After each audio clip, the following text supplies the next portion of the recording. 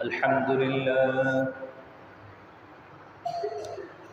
لله نحمده ونستعينه ونستغفره ونعوذ بالله من شرور أنفسنا ومن سيئات أعمالنا من يهده الله فلا مضل له ومن يضلله فلا هادي له ونشهد أن لا إله إلا الله وحده لا شريك له ونشهد أن سيدنا وحبيبنا ومولانا محمدا عبده ورسوله أما بعد فأعوذ بالله من الشيطان الرجيم بسم الله الرحمن الرحيم ربنا إني أسكنت من ذريتي بواد غير ذي زرع عند بيتك المحرم ربنا ليقيموا الصلاة فاجعل أفئدة من الناس تهوي إليهم وارزقهم من الثمرات لعلهم يشكرون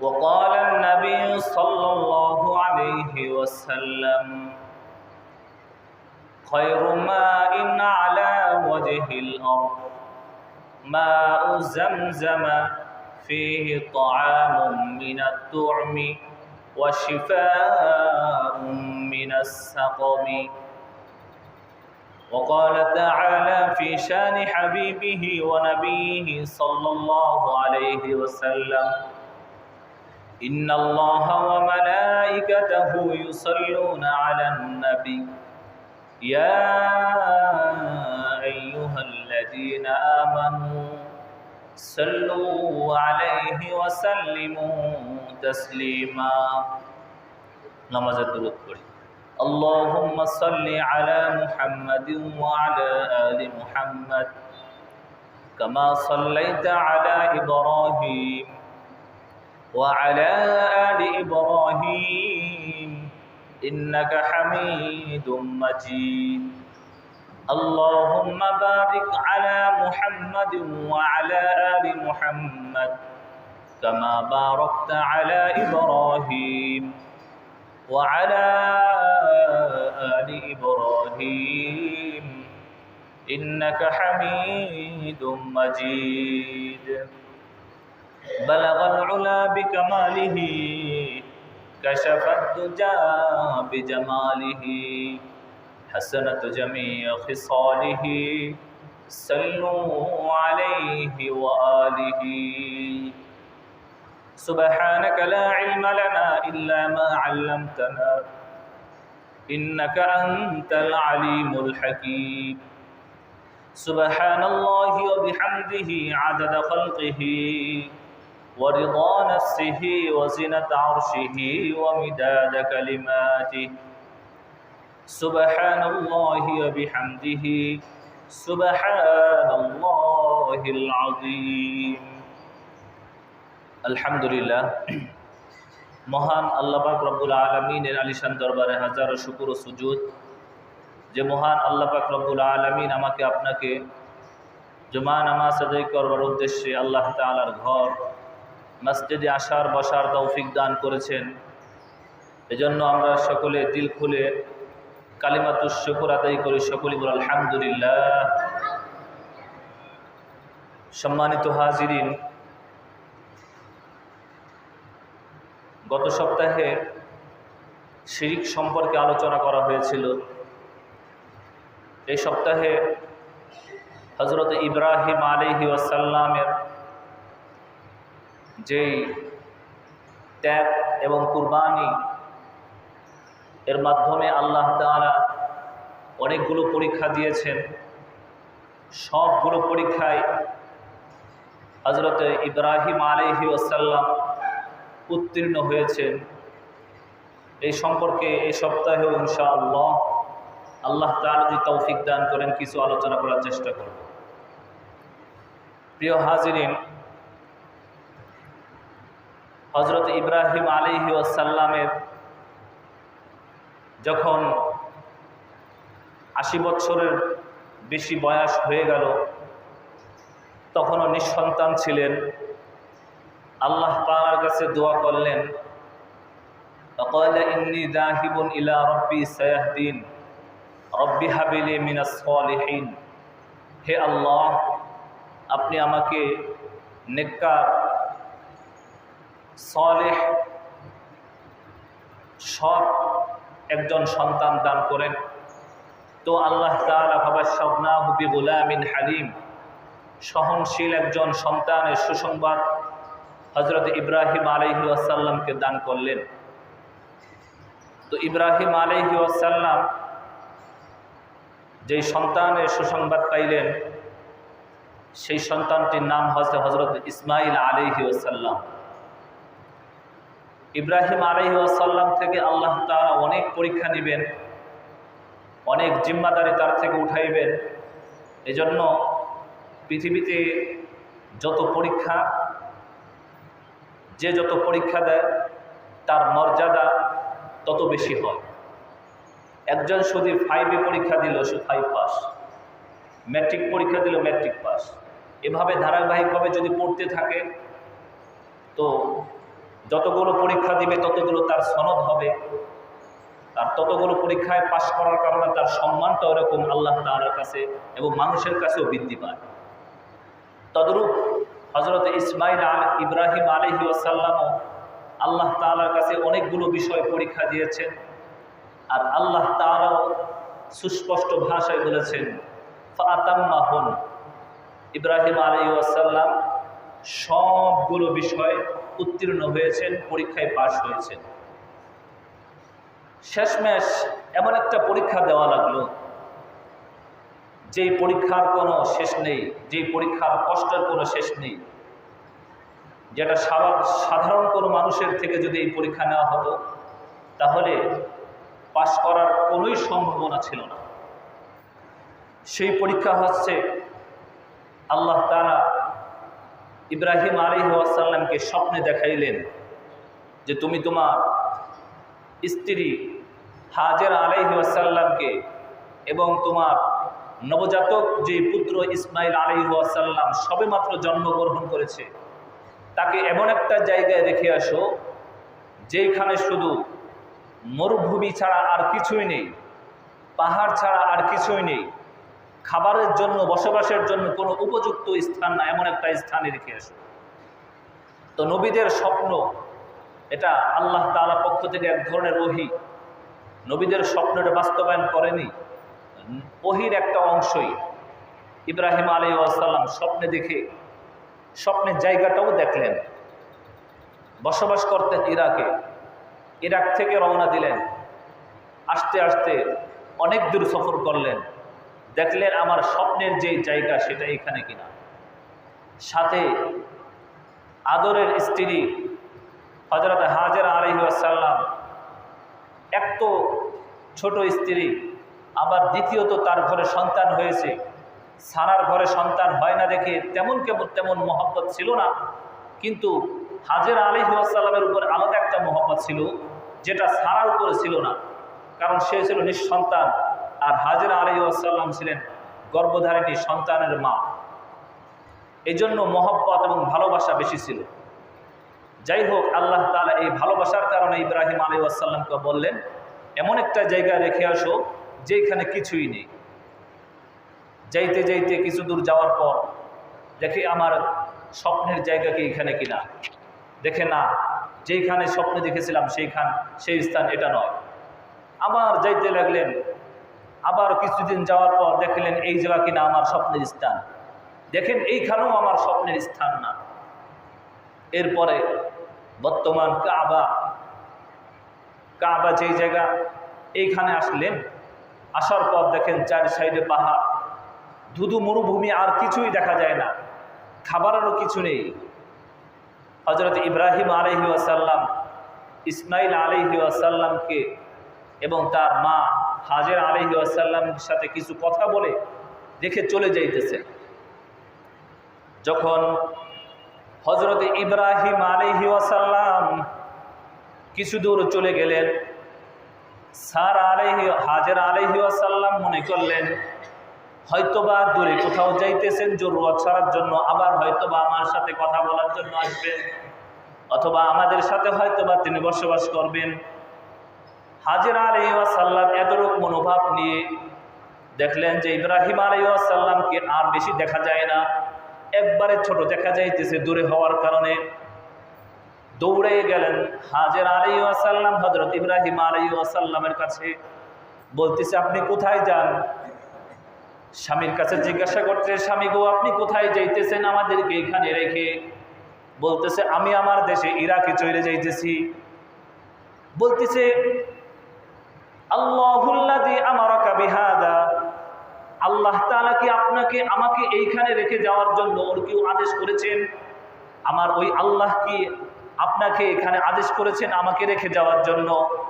আর আমার সবেমাত্র সন্তান জন্মগ্রহণ করেছে, 6 মাস তার বয়স, এমন একটা সময় কি আপনার এখানে রেখে যাওয়ার জন্য আমার আল্লাহ কি আদেশ করেছে? ইব্রাহিম আলাইহিস সালাম পিছনের দিকে তাকাইলেন না, যদি মায়া এসে যায়।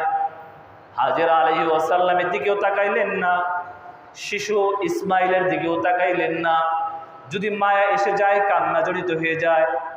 ইব্রাহিম আলাইহিস সালাম সামনের দিক তাকানো অবস্থায় শুধু বললেন ক্বালা নাম, হ্যাঁ এটা আমার আল্লাহ তাআলার পক্ষ থেকে, কারণ আমি আল্লাহ তাআলার পয়গম্বর, নিজের ইচ্ছায় কোনো কিছু করি না। আমার আল্লাহ যদি আমাকে অনুমতি দেয় সেই কাজে আমি কেবলমাত্র করে থাকি, আমি আল্লাহ তাআলার হুকুমে এই কাজ করলাম। এবার হাজের আলাইহিস সালাম তিনি বললেন ক্বালাত ইযান লা ইউদিউনা, তাহলে আমার আল্লাহ আমাকে ধ্বংস করবেন না, আমার সন্তানকেও আল্লাহ তাআলা আমাকে ধ্বংস করবেন না যদি আল্লাহ তাআলার অনুমতি এখানে হয়ে থাকে। ইব্রাহিম আলাইহিস সালাম হযরত হাজের আলাইহিস সালামের কাছে অল্প কয়েকটা খেজুর আর অল্প কিছু পানি রেখে চলে গেলেন। খাবারের জন্য আর কিছু নাই, বসবাসের জন্য কোনো ঘর নাই, শুধু মরুভূমি আর মরুভূমি। দু চোখ যেদিকেই তাকায়, যেদিকেই যায় শুধু মরুভূমি ছাড়া আর কিছু দেখা যায় না। দূরে কিছু পাহাড় দেখা যায় আর কিছু দেখা যায় না। এবার হাজের আলাইহিস সালাম এর যেই খাবার ছিল অল্প কিছুদিন গেল, অল্প কিছুদিন যখন চলে গেল, হাজের আলাইহিস সালাম তিনি তো একজন প্রাপ্তবয়স্ক মহিলা, তিনি তো ধৈর্য ধারণ করে থাকতে পারেন না, খেয়ে 1-2 দিন 3 দিন থাকতে পারে, কিন্তু সন্তানের মুখে যখন দুধ না আসে, যখন স্তনে দুধ পায় না, সন্তানের জন্য কোনো খাবারের ব্যবস্থা হয় না, তখন সন্তান শুধু ইসমাইল আলাইহিস সালাম শুধু কান্নাকাটি করে, এদিকে সেদিকে কিছুই দেখা যায় না। হযরত ইসমাইল আলাইহিস সালামকে রেখে হযরত হাজের আলাইহিস সালাম তার জিহ্বাটা হযরত ইসমাইল আলাইহিস সালামের মুখে দিছে, একটু আর্দ্রতা হয় কিনা, একটু ভিজা অনুভব হয় কিনা, দেখে তারপরেও মুখ শুকনা, একটু তপ্ত মরুভূমি এবং আবার রৌদ্রের তাপ, কিছুই নাই, খাবারের জন্য পানিও নাই, শুকনা খাবার শেষ হয়ে গেছে।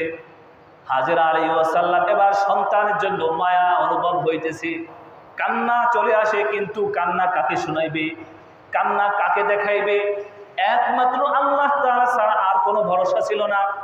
এবার হাজের আলাইহিস সালাম একটু দূরে দেখা যায় মরিচিকা ঝকঝক করে, তিনি মনে করলেন পাহাড়ে হয়তো বা কোথাও পানি দেখা যাইতে পারে। নিকটে যে সাফা, ইন্নাস সাফা ওয়াল মারওয়াতা মিন শাআইরিল্লাহ, নিশ্চয় সাফা এবং মারওয়ার ভিতরে আল্লাহ তাআলার অনেক নিদর্শন রয়েছে, যা মুসলমানের জন্য অনেক নিদর্শন। যারা হাজী সাহেব আছে শুধুমাত্র তারাই বলতে পারে কেমন নিদর্শন আল্লাহ তাআলা ওইখানে রেখেছেন। এখন তো এরকম পরিপাটি হয়ে গেছে, তো তখন তো আর এরকম পরিপাটি ছিল না। এখন সাফা মারওয়ার বিশাল জায়গা নিয়ে বাউন্ডারি করে উপরে ছাদ দিয়ে সুন্দর জায়গা, এয়ার কন্ডিশন, এসি আছে, অনেক সুন্দর ব্যবস্থাপনা, তারপরও হাজী সাহেবদের কষ্ট হয়। তো তখন হাজের আলাইহিস সালাম করলেন ইন্না সফা ওয়াল মারওয়াতা মিন শাআইরিল্লাহ, সফা থেকে মারওয়া, সফা পাহাড় উঠলেন, ওঠার পর দেখেন মারওয়া পাহাড়ে চিকচিক করতেছে, হয়তো পানি মনে করলেন, তিনি আবার চিন্তা করে পানি কোত্থেকে আসবে, এরকম মরুভূমির ভিতরে পানি কোত্থেকে আসবে। আবার সন্তানের কথা খেয়াল করে যে আমার সন্তান কি খাবে, এইদিকে লক্ষ্য করে হয়তোবা তিনি মনে করলেন পানি হয়তোবা থাকতে পারে, চিকচিক করে পানি হয়তোবা মনে হয় ওখানে থাকতে পারে। হাজের আলাইহিস সালাম সফা থেকে মারওয়ায় দৌড় দিলেন, এক দৌড়ে মারওয়া পাহাড়ে চলে যায়, আবার মারওয়া পাহাড়ের থেকে দেখে সাফা পাহাড়ে হয়তো পানি দেখা যায়, আবার সাফা পাহাড়ে চলে আসে, সাফা এবং মারওয়া, আবার সাফা এবং মারওয়া, মারওয়া আবার সাফা, এইভাবে 7 বার হাজের আলাইহিস সালাম দৌড়াইলেন। দৌড়ানোর পর এই দৌড়টা আল্লাহ তাআলার কাছে এত ভালো লেগেছে, হাজের আলাইহিস সালাম জানতেন মরুভূমির ভিতরে কোনো পানি থাকবে না, মরুভূমির ভিতরে কোনো পানি পাওয়া যাবে না, কিন্তু ওনার চেষ্টা কিন্তু চালায় গেছে। আর যখনই মানুষ নিয়ত করবে, চেষ্টা করবে আর দোয়া করবে, এই 3টা জিনিস, যে কোনো কাজ যদি সে উপার্জন করতে চায়, অর্জন করতে চায়, তাহলে 3টা জিনিস লাগবে। 1 নাম্বার দোয়া, 2 নাম্বার চেষ্টা, আর 3 নাম্বার হচ্ছে নিয়ত। এই 3টা জিনিস যখন হবে বান্দার পক্ষ থেকে, আল্লাহ তাআলা বলেন ওয়াল ইতমামু মিনাল্লাহ, আস-সা'য়ু মিন্নি ওয়াল ইতমামু মিনাল্লাহ। চেষ্টা করা আমার পক্ষ থেকে, দোয়া করা আমার পক্ষ থেকে, নিয়ত আমার পক্ষ থেকে, ওয়াল ইতমামু মিনাল্লাহ, আর পরিপূর্ণ করার দায়িত্ব আমার আল্লাহ তাআলা। তো যাই হোক, হযরতে হাজের আলাইহিস সালাম 7 বার দৌড়ানোর পর কে যেন ডাক দিয়ে বলতেছে, এই তোমার বাচ্চার দিকে তো লক্ষ্য করো। তো স্বাভাবিক উনি এক পাহাড় থেকে অন্য পাহাড় দৌড়াইলেন ঠিকই, কিন্তু মাঝখানের একটা জায়গায়, যেখানে বর্তমান হাজী সাহেবরা অন্য জায়গায় স্বাভাবিক হাঁটলে ওই জায়গাটা একটু বেশি তাড়াতাড়ি দৌড়ায়। কেন দৌড়ায়? তো যেইখানে বাচ্চাটাকে রেখে আসছিল আর যেই জায়গায় একটু বেশি দৌড়াইছে, ওর মাঝখানে একটা পাহাড় ছিল, ছোট্ট পাহাড়, একটা টিলা ছিল। তো বাচ্চাকে দেখার জন্য, বারবার দেখার জন্য বাচ্চাটা ঠিক মতন আছে কিনা, নাকি নেকড়ে বাঘে বাচ্চাটাকে খেয়ে ফেলছে, এই জন্য ওই জায়গাটা বেশি দ্রুত দৌড়াইতো আর যে দেখতো বাচ্চা ঠিক মতন আছে কিনা। যাই হোক মোহতারাম হাজিরিন, এইভাবে কেমন যেন একজন ডাক দিল, বলল, হাজেরা তুমি কি অন্বেষণ করতেছো, কি খুঁজতেছো? তো হাজেরা আলাইহিস সালামের দিলে তো আছে পানি খুঁজতেছি, বাঁচার জন্য পানি খুঁজি। বলতেছে তোমার বাচ্চার দিকে খেয়াল করো, বাচ্চার দিকে লক্ষ্য করো। তিনি দেখলেন যে বাচ্চার কেমন যেন বাচ্চার পায়ের নিচ থেকে, আর ওদিকে বাচ্চা হযরত ইসমাইল আলাইহিস সালাম পানির তৃষ্ণায়, তিনার 6 মাসের শিশু পা দ্বারা আঘাত করতেছে, এইভাবে লাফালাফি করতেছে, কিন্তু আঘাত তো করছে আল্লাহ তাআলার আরশ পর্যন্ত আঘাত পৌঁছে গেছে। আর আল্লাহ তাআলা খুশি হয়ে হযরত ইসমাইল আলাইহিস সালামের পা থেকে এমন পানি বের করে দিলেন যে আজও পর্যন্ত, এখনো পর্যন্ত শুকায় নেই, যে পানির নাম মাউ জামজাম, জমজমের পানি। মুহতারাম হাজিরিন, এরপরে জমজমের পানি ওইখান থেকে হাজেরা আলাইহিস সালাম যখন আসলেন, আসার পর তো পানি, জমজমের পানি, মানে ওই পানি শেষ যাতে না হয়ে যায়, পানি যেন ছড়াই ছিটে নষ্ট না হয়ে যায়, বালুতে যেন চুষে না নেয়, এজন্য কয়েকটা পাথর এনে হাজেরা আলাইহিস সালাম বলেন জমজম, মানে দিল থেকে বলছে পানি তুমি থামো, কেমন যেন আবেগ দিয়ে পানিকে বলছে পানি তুমি থেমে যাও, আমার জন্য একটু উপকার হয়। জমজম তো ফার্সি, এই তো উনি ছিল সুরিয়ানি, ইরাকে সুরিয়ানি ভাষা, তো সুরিয়ানি ভাষা এটা জমজম, পানি তুমি থেমে যাও। তো আল্লাহ তাআলা এটা জমজমের কূপ নামে অবহিত করেছেন, সারা পৃথিবীর মানুষ জমজমের কূপ নামেই চিনে। এই জমজমের পানির ভিতরে কি আছে, এমন কি আছে যেটা হাজী সাহেবরা ওইখানে যে পান করেন? ইবনে আব্বাস রাদিয়াল্লাহু তাআলা আনহু থেকে, আব্বাস রাদিয়াল্লাহু তাআলা বলেন, আল্লাহর হাবিব সাল্লাল্লাহু আলাইহি ওয়াসাল্লাম ইরশাদ করেছেন, খায়রুম মাইন আলা ওয়াজহিল আরদ। আল্লাহর হাবিব সাল্লাল্লাহু আলাইহি ওয়াসাল্লাম বলেন, দুনিয়ার বুকে সবচেয়ে মাউ খায়রু মা, দুনিয়ার বুকে সবচেয়ে উত্তম পানি মাউ জামজাম, জমজমের পানি হচ্ছে দুনিয়ার বুকে সর্বশ্রেষ্ঠ পানি। কি আছে এই পানির ভিতরে? ফিহি তাআমুম মিনাত তু'ম, এই পানির ভিতরে খাদ্যের অভাব পূরণ হয়। এই পানির ভিতরে 1 নাম্বার তৃষ্ণাও মিটে, 2 নাম্বার খাদ্যের অভাব পূরণ হয়, 3 নাম্বার হচ্ছে ওয়াশিফাউম মিনাস সুকুমি। 3 নাম্বার আরেকটা গুণ হচ্ছে এই পানির ভিতরে এমন মেডিসিন আছে যে নিয়তে পান করবে, অসুস্থতার কারণে যদি এই পানি পান করে, আল্লাহ তাআলা যেই নিয়তে, যেই অসুস্থতার কারণে যে ব্যক্তি পান করবে, আল্লাহ তাআলা তাকে শিফা দান করবেন, মুক্তি দান করবেন, আরোগ্য দান করবেন। এর ভিতরে খাদ্যের অভাব এটাও পূরণ হয়। হযরতে আবু যর গেফারি রাদিয়াল্লাহু তাআলা ঘটনা, লম্বা একটা হাদিস, সংক্ষেপে শেষের অংশটুকু বলি। আবু যর গিফারী রাদিয়াল্লাহু তাআলা আনহু উনি মক্কায় এসে আল্লাহর হাবিব সাল্লাল্লাহু আলাইহি ওয়াসাল্লামের সাথে রাসূলুল্লাহ সাল্লাল্লাহু আলাইহি ওয়াসাল্লাম বাইতুল্লাহ তওয়াফ করলেন। তওয়াফ করার পর হজরে আসওয়াদে চুম্বন করলেন। আবু যর গিফারী রাদিয়াল্লাহু তাআলা তিনিও তওয়াফ করলেন এবং হাজর আসওয়াদে চুম্বন করলেন। রাসূলুল্লাহ সাল্লাল্লাহু আলাইহি ওয়াসাল্লাম 2 রাকাত নামাজ পড়লেন। নামাজের পর সালাম ফেরানোর পর আবু যর গিফারী রাদিয়াল্লাহু তাআলা আসছে, সালাম দিলেন। বলছে, তোমার নাম কি? আল্লাহর হাবিব সাল্লাল্লাহু আলাইহি ওয়াসাল্লাম জিজ্ঞাসা করছে, তোমার নাম কি? বলছে, আমার নাম আবু যর। তোমার বাড়ি কোথায়? বলতেছে, আমি গিফার বংশের লোক, আবু যর গিফারী রাদিয়াল্লাহু তাআলা। আমার বাড়ি মক্কায় না, আমার বাড়ি সে গিফার, আমি গিফার বংশের একজন লোক। বলছে, ঠিক আছে, কখন আসছো? বলছে, 1 মাস পূর্বে আমি আসছি। আবু যর গিফারী রাদিয়াল্লাহু তাআলা উল্লেখযোগ্য একজন সাহাবী, তিনি বলতেছেন, আমি 1 মাস পূর্বে মক্কায় আসছি, আপনার বিষয়াদি আমি দেখতেছি ইসলাম ধর্ম গ্রহণ করা যায় কিনা। পরে দেখলাম যে ইসলাম ধর্ম গ্রহণ করা যায়, এই জন্য আপনার কাছে আসছি ইসলাম ধর্ম গ্রহণ করার জন্য। বলছি, 1 মাস আসার পর তুমি কোথায় ছিলা? বলছে, আমি এইখানে হাতিমে কাবার ভিতরে ছিলাম। বলছে, তুমি এই কদিন কি খেয়েছো? এবার আবু যর গিফারী রাদিয়াল্লাহু তাআলা বলতেছেন, আমি এই 1 মাসের ভিতরে কোনো বাসা থেকে কোনো কিছু খাই নেই, আমি শুধুমাত্র জমজমের পানি খেয়ে এই পর্যন্ত রয়েছি। এরপরে আল্লাহর হাবিব সাল্লাল্লাহু আলাইহি ওয়াসাল্লামকে আবার বললেন, ইয়া রাসূলুল্লাহ, ইয়া হাবিবাল্লাহ, আমি জমজমের পানি খাওয়ার পর আমার শরীরের স্বাস্থ্য ভালো হয়েছে, আমার শরীরের স্বাস্থ্য ভালো হয়েছে। আবার যখন আমি জমজমের পানি পান করেছি তখনই আমার ভিতরে আলাদা একটা শক্তি কাজ করছে, আমার ভিতর আলাদা একটা শক্তি সঞ্চয় হয়েছে। এরপর আল্লাহর হাবিব সাল্লাল্লাহু আলাইহি ওয়াসাল্লাম বললেন, ইন্নাহা মুবারাকাতুন ইন্নাহা তুআমু মিনাত তুআম। এটা তো এমন এক পানি, যে পানির ভিতরে আল্লাহ তাআলা বরকত রেখেছেন, এই পানির ভিতরে খাদ্যের অভাব এটাও পূরণ হয়। মুহতারাম হাজিরিন, জমজমের পানির সাথে আবার রয়েছে জমজমের পানির ভিতরে শিফা, ও শিফা মিনাস সুকুমি। জমজমের পানির ভিতরে রয়েছে আমার মানুষের জন্য শিফা। কেমন শিফা? ইমাম ইবনুল কাইয়ুম রহমাতুল্লাহ আলাইহি, একজন বিশিষ্ট একজন ফকি, তিনি বলেন, আমি মক্কা শরীফে যাওয়ার পর অনেক মানুষকে এমন দেখেছি যারা আল্লাহর ঘরে এতেকাফে বসে হোটেলে যে কোনো কিছু খায় না, শুধুমাত্র এই জমজমের পানি খেয়ে 40 দিনও পর্যন্ত কাটাইছে। আমার সাথে এমন মানুষের সাক্ষাৎ হয়েছে। তো মুহতারাম হাজিরিন, জমজমের পানির ভিতরে আল্লাহ তাআলা কি পরিমাণ বরকত রেখেছেন। এই জন্য তো আল্লাহর হাবিব সাল্লাল্লাহু আলাইহি ওয়াসাল্লাম বলেন, খায়রু মাইন আলা ওয়াজহিল আরদি মাউ জামজাম। পৃথিবীর বুকে সর্বশ্রেষ্ঠ পানি, উৎকৃষ্ট পানি হচ্ছে মাউ জামজাম, জমজমের পানি। যাই হোক, এই জমজমের পানির, জমজমের পুকুরের ইতিহাস আরো অনেক লম্বা চওড়া। আরেকটু ইতিহাস বলে শেষ করে দিব। আল্লাহর হাবিব সাল্লাল্লাহু আলাইহি ওয়াসাল্লামের দাদাজান খাজা আব্দুল মুত্তালিব, তিনার সাথেও জমজমের পুকুরে এমনটা ঘটনা ঘটেছে। খাজা আব্দুল মুত্তালিব তিনি হযরত ইব্রাহিম আলাইহিস সালামের ধর্মের অনুসারী ছিলেন। তো সেই জামানা একজন ভালো এবং নেককার ব্যক্তি ছিলেন আব্দুল মুত্তালিব, আল্লাহর হাবিব সাল্লাল্লাহু আলাইহি ওয়াসাল্লামের দাদাজান। স্বপ্নে আল্লাহর হাবিব সাল্লাল্লাহু আলাইহি ওয়াসাল্লামের দাদা হাতিমে কাবার ভিতরে শুয়ে আছে, আর তিনাকে স্বপ্নে দেখানো হলো তিনি যেন জমজমের কূপটা পুনরায় আবার সংস্কার করে, জমজমের কূপটা যেন পুনরায় হাজী সাহেবদের জন্য ব্যবস্থা করে দেয়।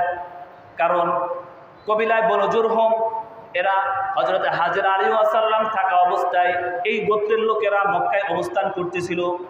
যখন কবিলায় বনু জুরহুম গোত্র অনেক বড় শক্তিশালী হয়ে গেল, কুরাইশ বংশধর যারা ছিল, অর্থাৎ ইসমাইল আলাইহিস সালামের বংশধর যারা ছিল, এই বংশধরকে অনেক দূরে পাঠিয়ে দিয়েছিল কুরাইশ বংশধরকে।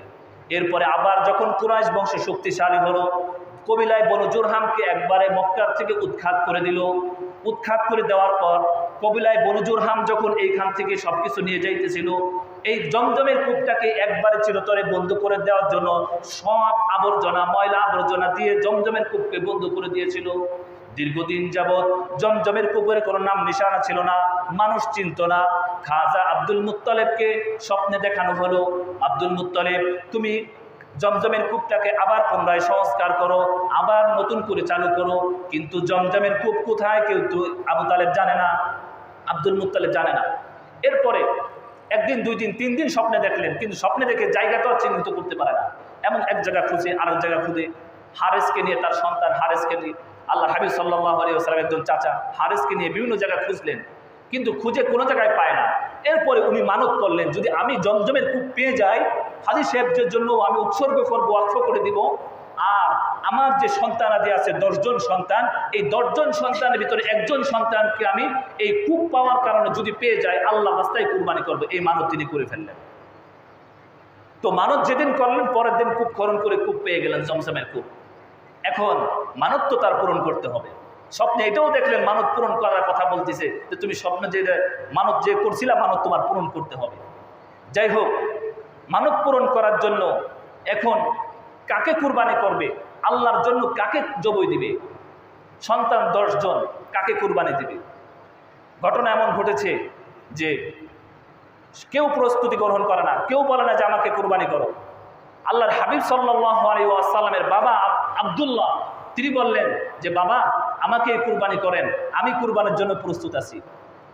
কিন্তু মক্কার তখনকার লোকেরা, মেয়েরা, মহিলারা, পুরুষেরা সবাই আব্দুল্লাহকে, রাসূলুল্লাহ সাল্লাল্লাহু আলাইহি ওয়াসাল্লামের বাবাকে এত ভালোবাসতেন, এত ভালো ছিলেন, এই জন্য সবাই ভালোবাসতেন। কেউ রাজি ছিল না যে আব্দুল্লাহ যেন কুরবানি হয়ে যায়, এটা কেউ রাজি ছিল না। তো সকলে বলতে ঠিক আছে, আব্দুল্লাহর পরিবর্তে লটারি হোক। লটারিতে এক পাশে লটারিতে নাম দেওয়া হবে 10টা উট, আর এক পাশে নাম দেওয়া হবে আব্দুল্লাহ। এইভাবে লটারি দেওয়া হলো। তো প্রথমবার যখন লটারি দেওয়া হলো, আব্দুল্লাহর নাম আসছে, উটের নাম আসেনি। আবার যখন লটারি দেওয়া হলো, আব্দুল্লাহর নাম আসে, উটের নাম আসেনি।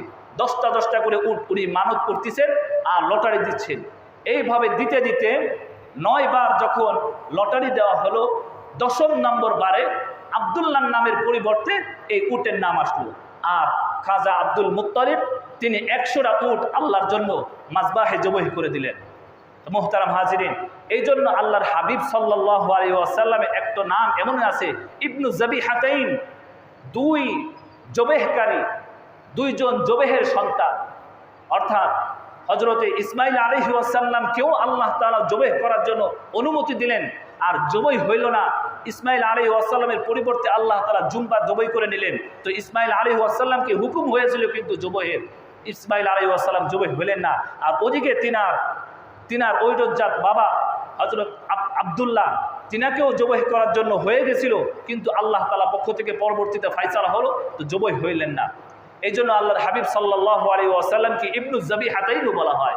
অর্থাৎ 2 জবাইকারীর সন্তান, যাদেরকে জবাই করা হয়েছে, এমন 2 জনের সন্তান হচ্ছে আল্লাহর হাবিব সাল্লাল্লাহু আলাইহি ওয়াসাল্লাম। মুহতারাম হাজিরিন, তো জমজমের কূপের ভিতরে আল্লাহ তাআলা অনেক বরকত রেখেছেন, অনেক শিফাও রেখেছেন। কি আছে? ওয়াশিফাউম মিনাস সুকুমি, জমজমের পানির ভিতরে সুস্থতাও আছে। কেমন সুস্থতা? একটা ঘটনা বলি। এই যে ইমাম ইবনুল কাইয়ুম, ওনার কথা বলেছিলাম, উনি বলতেছেন আমি আল্লাহর ঘর তওয়াফ করার জন্য গিয়েছি।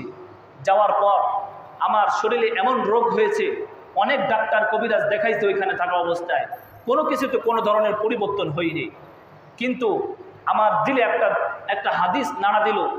সেই হাদিসটা হচ্ছে, তিনি এই হাদিসটাই বলেছেন যে খায়রু মাইন আলা ওয়াজহিল আরদি মাউ জামজাম ফিহি তুআমুম মিনাত তু'ম ওয়া শিফাউম মিনাস সুকমি, যে এর ভিতরে আল্লাহ তাআলা শিফা রেখেছেন, সুস্থতা রেখেছেন। তো তিনি ওই জমজমের পানি দ্বারা সারা শরীর মাসেহ করলেন, মুখ মাসেহ করলেন, হাত মাসেহ করলেন, আল্লাহ তাআলা ইবনুল কাইয়ুমকে সুস্থ করে দিলেন। তো মুহতারাম হাজিরিন, হযরত ইবনে আব্বাস রাদিয়াল্লাহু তাআলা আনহু যখন এই জমজমের পানি পান করতেন, তখন এই দোয়া পড়তেন, আল্লাহুম্মা গফিরলি যামবি। এই দোয়া পড়তেন যে আল্লাহ আমাকে এই জমজমের পানির ওসিলা আমাকে সুস্থতা দান করেন। আল্লাহুম্মা রযুকনা ইলমান নাফিয়া, আমাকে ইলমে নাফিয়া দান করেন। ওয়া রিজকান ওয়াসিআ, আমাকে প্রশস্ত রিজিক দান করেন। ওয়া শিফাআম মিন কুল্লি দাইন, হে আল্লাহ আমাকে সব ধরনের কঠিন বিপদ আপদ থেকে, কঠিন রোগ থেকে আমাকে মুক্তি দান করেন। আর এক হাদিসে আল্লাহর হাবিব সাল্লাল্লাহু আলাইহি ওয়াসাল্লাম বলেছেন, যে ব্যক্তি যে উদ্দেশ্যে জমজমের পানি পান করবে, আল্লাহ তাআলা তাকে সেই উদ্দেশ্যকে হাসিল করে দিবেন। এই জন্য জমজমের পানির ভিতরে এক তো খাদ্যের অভাব পূরণ হয়, পানীয়ের অভাবও পূরণ হয়, রোগ থেকেও মুক্তি পাওয়া যায়। যারা হাজী সাহেব আছেন তারা আলহামদুলিল্লাহ, তারা তো এমন এক হাদিসে আসছে, আল্লাহর হাবিব সাল্লাল্লাহু আলাইহি ওয়াসাল্লাম বলেছেন, তুমি যদি জমজমের পানি পেয়ে যাও তাহলে তুমি পেট ভরে খাও। এটা পেট ভরে খাওয়ার কথা কিন্তু কোথাও নেই, কিন্তু জমজমের পানির ব্যাপারে আসছে, যদি তুমি জমজমের পানি পাও তাহলে তুমি পেট ভরে খেয়ে নাও। যাই হোক, আল্লাহ তাআলা আমাদের সকলকে আল্লাহর ঘর তওয়াফ করতে যে জমজমের পানি খাওয়ার তৌফিক দান করো। ওয়া আখির দাওয়ানা আলহামদুলিল্লাহি রাব্বিল আলামিন। যারা সুন্নাত পড়েনি 4 রাকাত ক্বাবলা জুম্মা সুন্নাত পড়েনি।